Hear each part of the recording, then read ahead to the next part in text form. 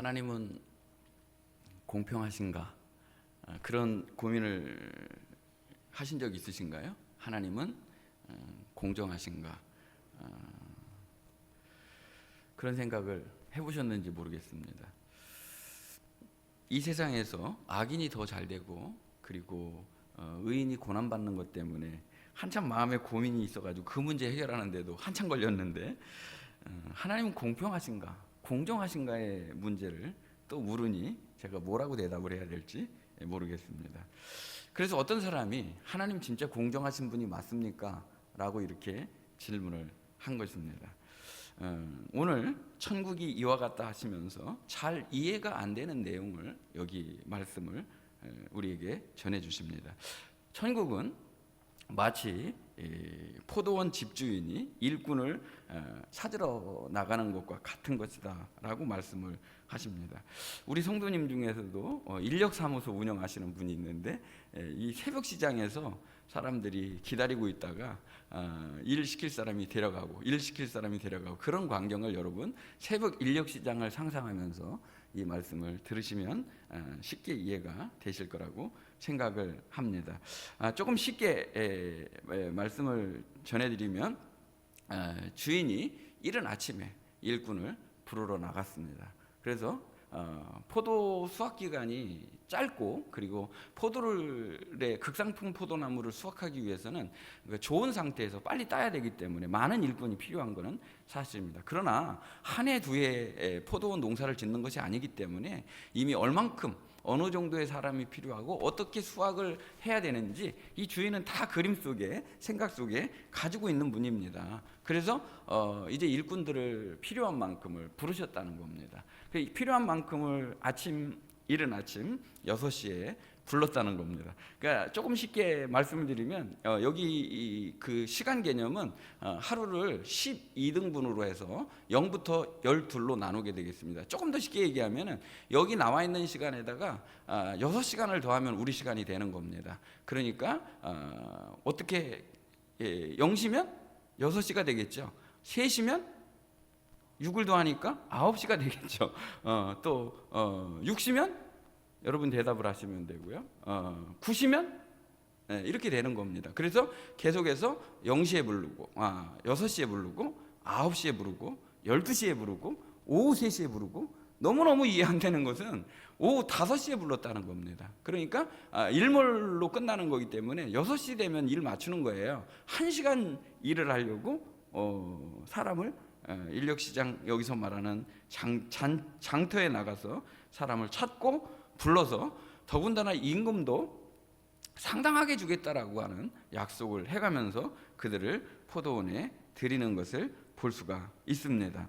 자, 우리는 여기 계산해서 이 관계가 이익이 되는가, 또는 사람 관계 속에서 내가 계속 이렇게까지 줘야 되는가, 이런 고민들을 여러분 많이 안 하셨겠죠? 그래서 사람을 대할 때는 무조건적으로, 그리고 내가 계속 주더라도, 내가 손해 보더라도 그 사람을 사랑해야 되겠다, 이렇게 하시는 분들이기 때문에 제가 이 말씀에 대해서 뭐라고 말씀드려야 될지는 모르겠으나, 여기 나와 있는 주인은 우리가 생각하고 있는 인간관계의 상식과 그런 공정이라고 하는 개념을 훨씬 더 뛰어넘어서 아예 돈을 벌겠다는 의지는 없고요. 다 여기 일꾼으로 장터에서 방황하는 사람 한 사람이라도 더 찾아서 일할 기회를 주고 이 포도원에 포도 수확하는 기쁨을 같이 만끽하려고 그러는 마음뿐이라는 것을 알 수가 있습니다. 그러니까 마치 지난주에 제가 돌아온 탕자의 둘째 아들 말씀만 드렸습니다. 근데 두 아들의 우리는 관심을 갖고 있지만 다 전하지 못했지만, 이 돌아온 탕자의 사실은 주인은 아버지시잖아요. 그렇게 말도 안 되는 요구를 했는데도, 그래, 내가 너를 사랑하니까 들어줄게. 그리고 먼 나라로 가는 것도 그냥 놔두고, 그리고 거짓골을 하고 완전히 다 망가져가지고 돌아왔는데도 불구하고 그 눈이 짓물러서 도저히 앞을 보지 못하는데도 불구하고 저 멀리 있는, 아직도 거리가 멀리 떨어져 있는 그 아들을 알아보고 맨발로 벗어서 맨발 벗고 뛰어나갈 정도로 그렇게 정말로 아무것도 따지지 않고 무조건적으로 사랑하는 그런 아버지의 모습을 볼 수가 있습니다. 그것도 모자라서 집안에 있는 큰아들이 왜 저런 아들을 받아주느냐, 왜 저렇게 나쁜 놈을 받아주냐고 그렇게 말을 해도 내 것이 다 내 것이지 않니? 라고 말하면서 그 아들을 안아주고, 큰 아들, 집안에 있는 탕자마저도 무조건적으로 사랑해주고 그리고 기다려주시는 그런 아버지. 어떤 계산도 하지 아니하고 어떤 것도 따지지 아니하고 받을 자격이 없는데도 불구하고 안아주시는 그 아버지의 모습을 보는 듯한 느낌입니다. 여기 제일 오늘 말씀의 앞에서부터 시작하는 것은 이 집주인, 이 아버지가 포도원 농장의 주인이 찾고 또 찾는, 이른 아침부터 찾고 또 시간이 지나서 찾고 또 시간이 지났는데 또 부르고 또 부르는 모습으로 오늘 마태복음 20장은 가득 차 있는 것을 볼 수가 있습니다. 하나님은 한 영혼을 찾으시기 위해서 오늘 또 그렇게 기다리시고, 오늘 또 찾고 또 찾으시고, 오늘 또 부르시는 사랑의 아버지의 모습을 우리에게 보여주고 계신 것입니다. 그래서 성경 디모데전서 2장 4절에 있는 말씀대로 하나님은 모든 사람이 구원을 받으며 진리를 아는 데 이르기를 원하시느니라. 하나님은 모든 사람이 구원을 받으며 진리를 아는 데 이르시기를 원하시기 때문에 그렇게도 찾고 그렇게도 용서해 주시고 그렇게도 기다려 주시는 사랑의 아버지시라는 것을 알 수가 있습니다. 먼저 왔느냐 나중 왔느냐, 이거보다 더 중요한 것은 내가 사랑받는 이 포도원 안에 부름을 받았다는 사실인 것입니다. 누가 먼저 왔느냐, 누가 나중 왔느냐, 어떤 대우를 받느냐, 그런 것보다 더 중요한 것은 그 좋은 아버지, 그렇게 무한대의 사랑을 가지고 계시는 사랑의 하나님 앞에 이 포도원 안에 내가 들어있다는 즐거움과 감사, 기쁨이 있는 우리 성도들이 되었으면 좋겠습니다. 부름 받았다는 것 자체가 최고의 복을 이미 받은 것입니다. 여기 내가 있다고 하는 자체가 하나님의 은혜를 받은 것이고, 여기 앉아 있다고 하는 자체, 내가 하나님의 자녀가 되었다고 하는 그 자체는 어떤 것을 의미하느냐 하면 하나님의 영광 보좌를 버리시고 독생자 예수님이 우리를 위해서, 나를 위해서 십자가에서 죽으실 만큼 우리를 사랑하고 그만큼 우리가 존귀한 존재이고 우리가 하나님의 사랑받는 귀한 존재라고 하는 것을 오늘 말씀에 주고 계신 것입니다. 바로 여러분 한 사람 한 사람이 독생자 예수 그리스도의 죽음으로 그 피값으로 사신 하나님의 자녀, 존귀한 존재라고 하는 사실인 것입니다. 공평하냐 공정하냐의 문제가 아니기 때문에, 사랑하기 때문에, 눈멀으신 하나님의 부르심 때문에, 오늘 여기 있는 것 때문에 감사할 수 있는 은혜가 우리 모두에게 있으시기를 주님의 이름으로 축복합니다. 지금 무엇을 말씀하시려고 하는 겁니까? 이미 마태복음 19장에서 누가 천국에 합당한 자인가? 라고 하는 질문이 나왔습니다. 누가 천국에 합당하다고 여러분 생각하십니까? 나는 천국에 합당한 자라고 생각하십니까? 나는 마땅히 천국에 들어가야 될 사람이라고 생각을 하는 겁니까?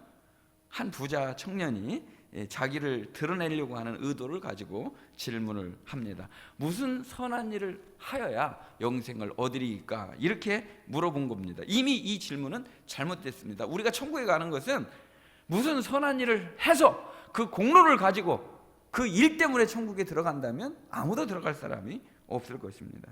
이 청년에게 예수님 이미 이 질문의 의도를 아시고 그 중심을 아시고 내 소유를 팔아 가난한 자들에게 나눠주고 그리고 나서 나를 따르라라는 말씀을 하십니다. 이 청년은 부자였습니다. 아주 소유가 많았습니다. 예수님보다, 말씀보다 더 좋아하는 것이나 더 좋아하는 재물이 있다면 예수님을 더 이상 따를 수가 없는 것이죠. 혹시 이곳에 예배하는 우리 사랑하는 성도들 중에 예수님보다 더 사랑하는 것이 있다면 그 어떤 것이라도 그것을 내려놓을 수 있는 은혜가 있으시기를 주님의 이름으로 축복합니다. 예수님이 부자가 이 말씀을 하시면서 천국에 들어가는 것이 어렵다라는 말씀을, 낙타가 바늘길 통과하는 것이 더 쉽지 부자가 천국에 들어가는 것보다 천국에 들어가는 게 그만큼 어렵다라는 말씀을 하십니다. 그러니까 이때 이제 베드로가 나서게 됩니다.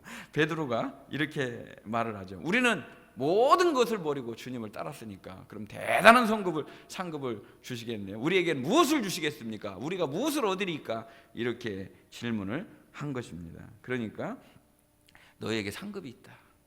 버린 자는 여러 배를 받고 영생을 상속받을 것이다라는 말씀을 하시면서, 그리고 아주 의미 있는 말씀을 우리에게 들려주십니다. 마태복음 19장 30절에 있는 말씀을 보면, 그러나 나중된 자로서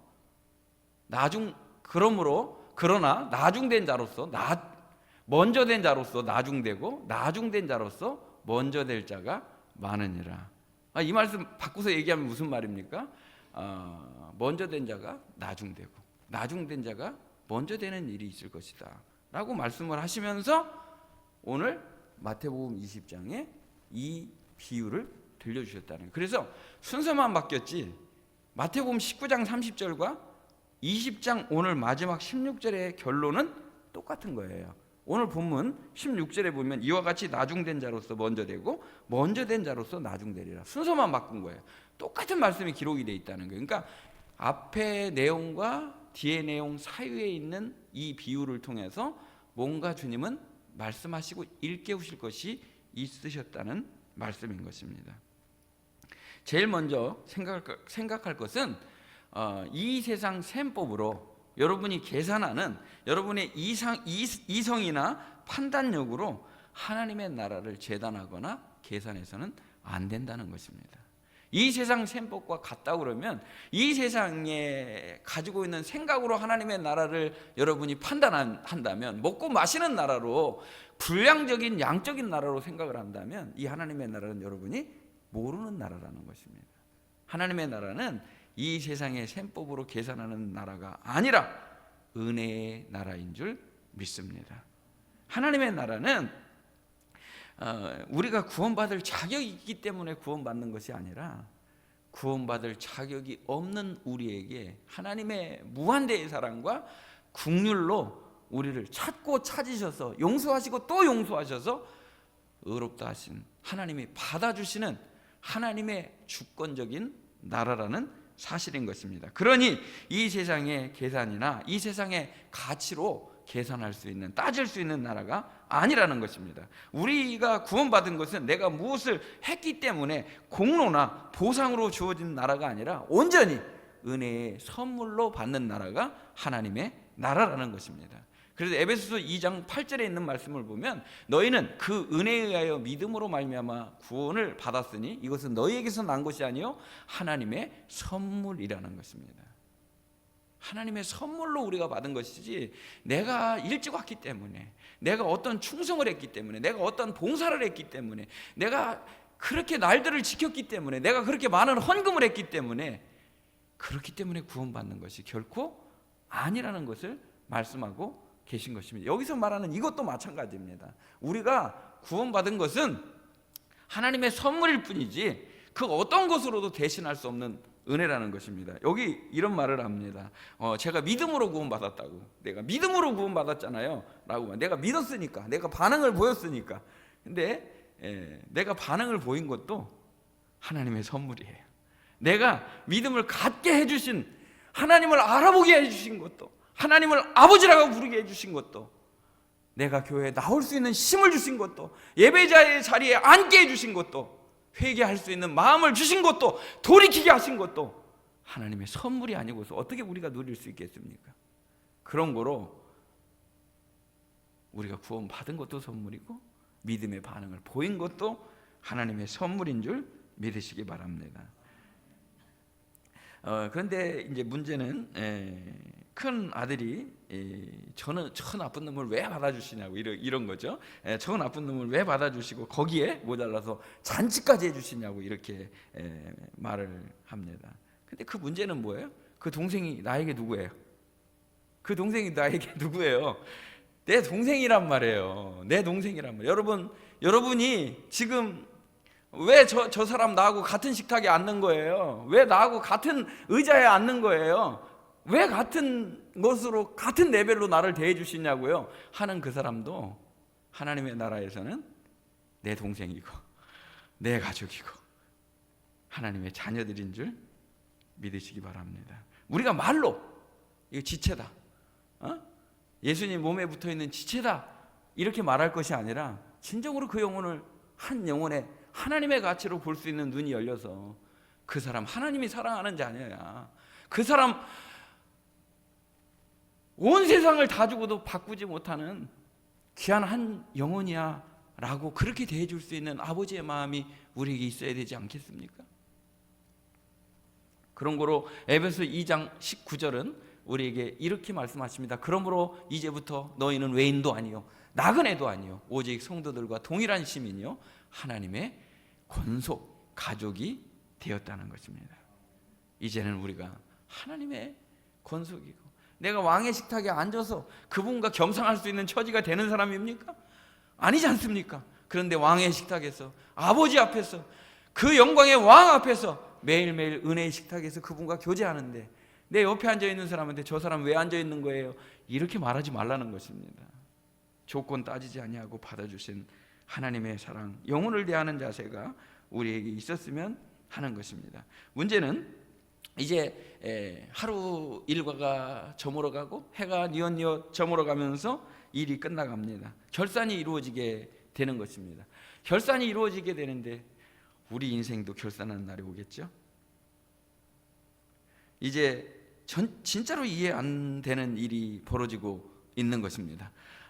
문제는 품삯을 청지기에게 주라고 하는데 나중 온 사람한테 먼저 주는 거예요. 우리 생각은 어떻습니까? 제일 먼저 와서 제일 많이 일하고 제일 많이 고생한 사람부터 줘야, 제 생각에도 그래요, 여러분. 제 생각도 그렇다고요. 그래서 먼저 온 사람한테 따뜻하게 안아주면서 정말 네가 있어서 귀하다, 이 귀하고 어려운 일들 네가 있어서 다 해낼 수 있었다, 이렇게 칭찬해주고 싶단 말이에요. 근데 나중 온 사람한테부터 한 데나리온을 주는 겁니다. 자, 처음 오신 분을 위해서 이해하기 쉽게 하면 한 데나리온은 일당이에요. 일당 똑같이 주는 거예요. 한 데나리온은 하루 일당 품삯이란 말이에요. 그러니까 처음에 계약한 금액이 그 아침 6시 시작한 사람한테 주는 게 약속한 게 한 데나리온이에요. 근데 제일 마지막 온 1시간 일한 사람한테 얼마를 준 거예요? 하루 일당 다 준 거예요. 그러니까 아침 6시에 온 사람 입장에서는 기대를 한 거예요. 어떤 기대를 한 거예요? 야, 1시간 일한 사람한테 한 데나리온 줬으니까 우리는 어떤 거예요? 나 한 번 안아줬다면 난 2번 안아줄 거야. 이렇게 생각을 한 거예요. 그런데 기대는 산산이 빗나가고 제일 아침 일찍부터 더위와 그 무더위를 견디고 일한 그 사람에게도 똑같이 한 데나리온을 주는 거예요. 여기서 말하는 이 말씀은 비유예요, 여러분. 이걸 오해하시면 또 안 돼요. 지금 말씀하는 거는 우리의 구원의 영역을 말하는 거지 상급의 영역을 말하는 것이 아닙니다. 그러니까 비유에 머물러 있다는 걸 아시고 이 말씀이 뭘 말씀하시려고 하는지 초점으로 들어가셔야 된다는 것입니다. 그러니까 여기 일한 사람이 당연한 반응이라고 생각할 수도 있을 것 같아요. 어떻게 말을 하느냐면 주인님 너무하신 거 아니냐고. 하루 종일 더위와 그 고된 노동을 내가 다 감당했는데 어찌 똑같이 대우할 수 있는, 나는 더 받을 줄 알았습니다, 이렇게 말했나. 더 받을 줄 알았습니다. 이게 진실한 인간의 반응 아닐까 싶은 생각을 갖게 됩니다. 그런데 주인의 반응은 아주 뜻밖에도 아주 매몰차십니다. 그렇게도 좋은 주인이 뭐라고 말씀하시느냐면 너 약속한 대로 받았으면 네 것이나 가지고 가라, 이렇게 말씀을 하셔요. 아우 무서워요. 약속한 거 받았으면 된 거 아니야? 내가 한 일을, 내가 선한 일을 했는데 네가 악하다고 말하니 이게 말이 되느냐라고 말씀을 하셨다는 것입니다. 이게 이제 불공정의 문제이냐 하는 것입니다. 불공정의 문제이냐 하는 것입니다. 근데 제일 두려운 게 하나가 있어요. 저는 이 말씀을 묵상하면서 저는 사실 전하고 싶지 않았어요. 근데 제일 제가 무서워하는 게 여러분 뭔 줄 아세요? 제가 제일 무서워하는 것 중에 하나가 있어요. 여러분이 무서운 게 아니고, 돈이 무서운 게 아니라, 세상이 무서운 게 아니라, 하나도 그런 건 안 무서워요. 근데 뭐가 무섭냐면 하나님이 하라고 그러는 걸 내가 안 해가지고요, 그 다음부터 하나님 말씀을 안 해주시면 그런 게 무서워요. 저는요. 그러니까 전할 마음을 주셨는데 내가 안전하면 그거는 큰일 나는 거예요. 전할 마음을 주셨는데 안전하면 큰일 나는 거예요. 그래서 저는 어렵더라고요, 이거 전하는 것도요. 근데 비로소 나중에 아버지의 마음속으로 들어가면서 제가 알게 됐죠. 뭘 말씀하려고 하는 겁니까? 하나님의 나라는 이 세상에 셈법과 다르다라고 말씀드린 것과 마찬가지로, 하나님의 나라는 절대로 고용의 관계가 아니라는 것입니다. 하나님과 나와의 관계는 순전한 사랑의 관계이고 은혜의 관계인데, 여기 따진 것 자체가 하나님의 마음을 이해하지 못했다는 게 가장 큰 문제라는 것입니다. 우리가 주인의 마음을 헤아리지 못할 때, 아버지의 마음을 이해하지 못할 때, 그분과 나의 관계가 고용의 관계가 될 수 있고, 의무의 관계가 될 수 있고, 짐의 관계가 될 수 있다는 거예요. 어찌 내가 하나님의 그 사랑을 받고 그 은혜를 받고 고용의 관계로, 마지못해서 일하는 관계로 일할 수 있겠습니까? 십자가를 일의 관계로 진다면 그 누가 질 수 있겠습니까? 그저 눈물과 간격으로, 죽는 것도 은혜 주셔서 제가 죽는 것이지, 사는 것도 은혜 주셔서 사는 것이지, 제가 할 수 있는 게 뭐가 있겠습니까? 그저 제가 기억해야 될 것은 연약한 인간이라는 것뿐, 주님 없으면 아무것도 아니라는 사실뿐이라는 것입니다. 여기 매몰차게 반응을 보인 이유는 뭘까요?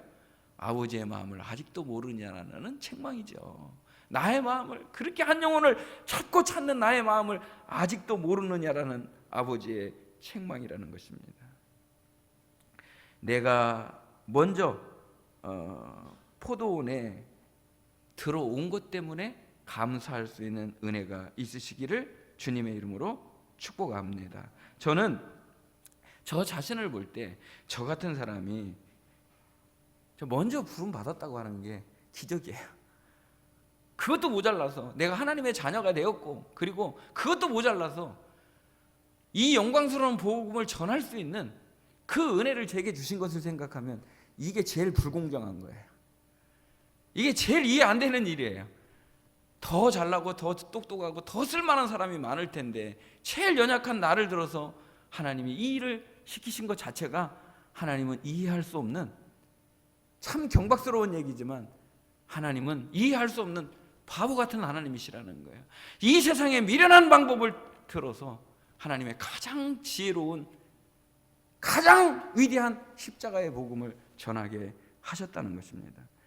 저는 내가 여기 있는 자체가 가장 불공정하다고 생각하는 사람입니다. 하나님의 사랑 때문에 제가 여기 있는 것이지, 무슨 이유가 있어서, 공로가 있어서, 내가 대단하게 나타낼 만한 것이 있어서 여기 있는 것이 절대 아니라는 것입니다. 저와 같은 마음을 가지고 살아가는 한 사람을 만나보도록 하겠습니다.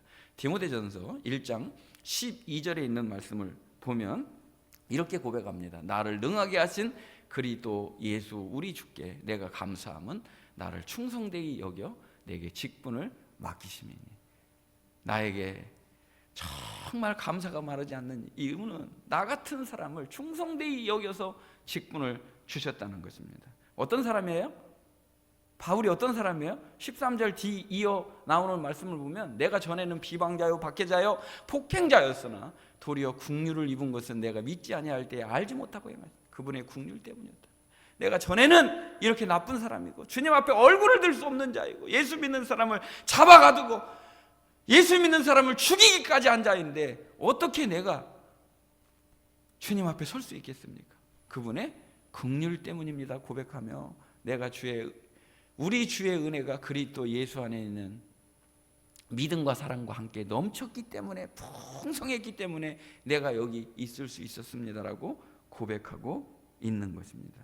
마지막 16절 말씀을 보시면 15절 먼저 보시겠습니다. 믿보다 모든 사람이 받을 만한 일이요 그리스도 예수께서 죄인을 구원하시려고 세상에 임하셨다 하였도다. 죄인 중에 내가 괴순이라. 내가 참 나쁜 놈인데, 나 같은 죄인이 여기 있는 것 자체가 이해할 수 없는 하나님의 사랑이라고 말합니다. 그 이유를 이렇게 설명하고 있습니다. 그분이 미쁘시기 때문에, 그분이 한결같으시기 때문에, 그분이 한없는 사랑의 하나님인데 변하지도 않고 신실하시고 어저께나 오늘이나 동일하신 분이기 때문에 그분의 사랑 때문에 그 사랑이 십자가에서 우리를 죽기까지 자기 몸을 내주셨기 때문에 오늘 이렇게 우리가 부름받았다는 거예요. 그러나 내가 국류를 입은 까닭은 예수 그리스도께서 내게 먼저 오래 참아주셨기 때문이라는 거예요. 그렇게 못된 짓을 하고 있을 때도 주님은 나를 기다려주셨다는 거예요. 주님은 오래 참으셔서 결국은 하나님의 구원을 이루시고 나 한 사람을 통해 찾아야 될 영혼을 찾게 하셨다는 것입니다. 그래서 우리의 동일한 고백은 무엇이 되어야 됩니까? 우리의 고백은 무엇입니까? 모든 것이 은혜입니다. 고린도전서 15장 10절 말씀 우리 다 같이 고백하겠습니다. 그러나 내가 나 된 것은 하나님의 은혜로 된 것이니 내게 주신 그의 은혜가 헛되지 아니하여 내가 모든 사도보다 더 많이 수고하였으나 내가 한 것이 아니요 오직 나와 함께 하신 하나님의 은혜로라. 아멘. 내가 부름받은 것 자체가 하나님의 은혜입니다. 내가 하나님의 자녀 된 것 자체가 하나님의 은혜입니다. 그래서 내가 이 부름받은 은혜, 이 부름받은 그 사랑이 감격해서 반응을 보인 거예요. 어떻게 반응을 보였어요? 더 많이 수고하고 애썼다는 거예요. 수고했다는 거예요. 여러분, 그 사랑이 감사하고 감격해서 수고하는 거 필요한 거예요. 당연한 거예요. 그런데 중요한 것은요, 그 수고와 애씀마저도 내가 한 것이 아니라 나와 함께 하신 하나님의 은혜라고 고백하는 것이 성숙한 자의 자세이고 은혜가 은혜인 줄 아는 자의 자세라는 거예요. 내가 한 것이 아니라 그분이 내게 끊임없는 사랑을 부어주셨기 때문에 그렇게 할 수 있었다라고 고백하는 거예요. 그렇기 때문에 모든 것이 은혜입니다라고 고백한 것입니다. 그러니 내가 한 것이 아니고 하나님의 은혜입니다. 모든 것이 은혜입니다. 저와 여러분의 고백이 되기를 원합니다. 그럼 우리는 어떻게 살아야 할까요? 자, 우리 삶의 영역 잠깐 말씀 나누도록 하겠습니다. 그럼 우리는 어떻게 살아가야 될까요? 마음만큼은 먼저 부름받았어도 나중된 자의 마음으로 사시는 저와 여러분이 되기를 원합니다. 먼저 부름받았어도 일찍 부름받았어도 별의별 주석에 다 나와 있더라고요. 아주 모태신앙 일찍 부른 사람, 그 다음에 구약의 성도, 신약의 성도. 5시에 부름받은 사람은 임종할 때 아주 숨 넘어가기 직전에 부름받은 사람, 별의별 해석을 다 해놨는데요. 여기서 말씀하고 싶은 것은 내가 먼저 부름받았어도 내가 먼저 받은 것이 은혜이지 기득권은 아니야. 내가 무슨 일을 많이 한 게 공로가 아니야. 그분의 사랑 때문에 나는 감사해서 했을 뿐이야 라는 자세로, 그리고 맨 마지막 1시간을 남겨놓고 그렇게 부름받아서 감격 속에서 눈물로 주인이 나를 정말 사랑하시고 내게 기회를 주셨구나 하는 마음으로 일하는 거, 그게 이 포도원에서 우리가 가져야 될 마음이라는 거예요. 이 포도원은 눈물이 있는 사람, 이 포도원은 감사가 있는 사람, 내게 1시간이 주어진다 할지라도 이런 마음으로 사는 자가 진짜 복받은 자라는 거예요. 제게 주어진 시간이 얼마인지 모르지만 1시간의 시간이라 할지라도 나중된 자의 마음으로 살기를 기도하는 아침이기를 원하는 것입니다. 관계만큼은 여러분, 마음만큼은 나중된 자의 마음으로, 관계만큼은 일찍 왔어도 첫사랑의 간격으로 살아가는 우리 성도들이 되시기를 주님의 이름으로 축복합니다. 진짜 잃어버리지 말아야 될 것을, 나를 구원해 주시기 위해서 하나님의 영광 보좌를 버리시고 이 땅에 오셔서 죽음으로 우리를 살려내신 그 구원의 감격을 잊어서는 안 된다는 것입니다. 그래서 우리가 써야 될 것은 구원의 즐거움에 투구해. 우리가 써야 될 것은 우리가 받은 구원이 얼마나 귀한 것인지, 내가 얼마나 존귀한 하나님의 사랑을 받고 있는지를 잊어서는 안 된다는 것입니다. 당신은 그렇게 정말 귀한 존재라는 사실을 아셔야 돼요. 아까 찬송 예배전 찬양에 찬양 부르는데 여기에 모인 우리 사랑받는 주의 자녀라. 주께서 우리 통해 아버지의 뜻을 펼치신다. 얼마나 은혜가 됐는지 몰라요. 여러분, 여기 있는 분들은 그런 하나님의 사랑을 받고 있는 존귀한 존재들인 줄 믿으시기 바랍니다. 이 구원의 감격, 감사의 눈물이 마르지 않도록 항상 깨어있는 우리 성도들이 되셨으면 좋겠습니다. 자, 이 일을 잘 우리가 해낼 수 있어요. 성과를 잘 낼 수도 있어요. 우리가 우리의 봉사들을 잘 해낼 수도 있어요. 막 일찍 예배당에 나와서 늦게까지 아주 충분한 봉사를 해낼 수도 있습니다. 교회에 이런 분들이 정말 필요하죠. 그런데 무엇보다 중요한 거 한 가지가 있습니다. 이렇게 우리가 일을 하면서도 첫사랑만큼은 잊어서는 안 된다는 거예요. 여러분, 첫사랑을 회복할 수 있는 은혜가 있으시기를 주님의 이름으로 축복합니다.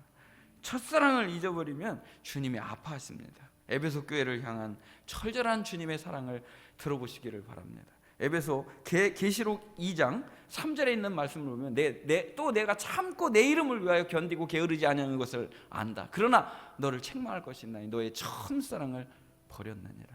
이분 충분히 칭찬받아야 마땅해요. 얼마나 참고 내 이름을 위하여 견디고 게으르지 않으며 그 자리를 지키는 것이 그게 쉬운 게 아니에요. 굉장히 잘했단 말이에요. 그 행위를 칭찬하신 거예요. 그런데 그 행위가 어디서 나와야 된다고요? 첫사랑의 간격에서 나와야 된다는 거예요. 그 행위가 은혜 받은 하나님의 사랑이 부어져서 나오는 행위가 돼야지 종교 생활이 돼서는 안 된다는 거예요. 그러니까 2장 5절에 있는 말씀이 따라 나오는 것이죠. 그러므로 어디서 떨어졌는지를 생각하고 회개하여 처음 행위를 가지라. 행위를 버리라는 건 아닙니다. 그 자리를 지켜나가되 뭐를 회복하라는 거예요? 회개해서 첫사랑을 회복해야 된다는 것을 우리에게 말씀해 주고 계신 것입니다.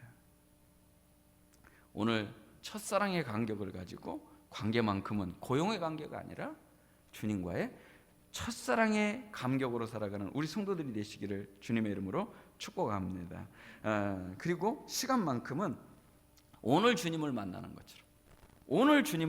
것처럼 한 시간 남은 사람처럼 살아가는 거, 불안하거나 초조하거나 그런 게 아니고 이 한 시간의 사랑을 충분히 주님과의 관계 속에서 누리는 것이고, 장소만큼은 여기가 하나님의 나라가 되고 여기가 포도원이 되는 은혜가 되시기를 주님의 이름으로 축복합니다. 그러니까 먼저 왔다 나중 왔다 문제가 아니라 포도원에 부르신 것은 이미 내가 최고의 은혜를, 최고의 사랑을 받은 것이고, 여기가 포도원이라는 사실을 알고 여기가 하나님의 가족이라는 사실을 알고 이 복을 함께 누릴 수 있는 은혜가 저와 여러분에게 있기를 원합니다. 그러니 마음만큼은 나중된 자의 마음으로, 관계만큼은 첫사랑으로, 시간만큼은 한 시간을 사는 것처럼, 그리고 장소만큼은 여기가 포도원 되는 은혜가 저와 여러분에게 있기를 원합니다. 우리 말씀을 읽고 마치도록 하겠습니다. 히브리서 10장 38절과 39절 말씀입니다. 우리 다 같이 한번 읽어보겠습니다. 나의 의인은 믿음으로 말미암아 살리라. 또한 뒤로 물러가면 내 마음이 그를 기뻐하지 아니하리라 하셨느니라. 우리는 뒤로 물러가 멸망할 자가 아니요 오직 영혼을 구원함에 이르는 믿음을 가진 자니라. 아멘.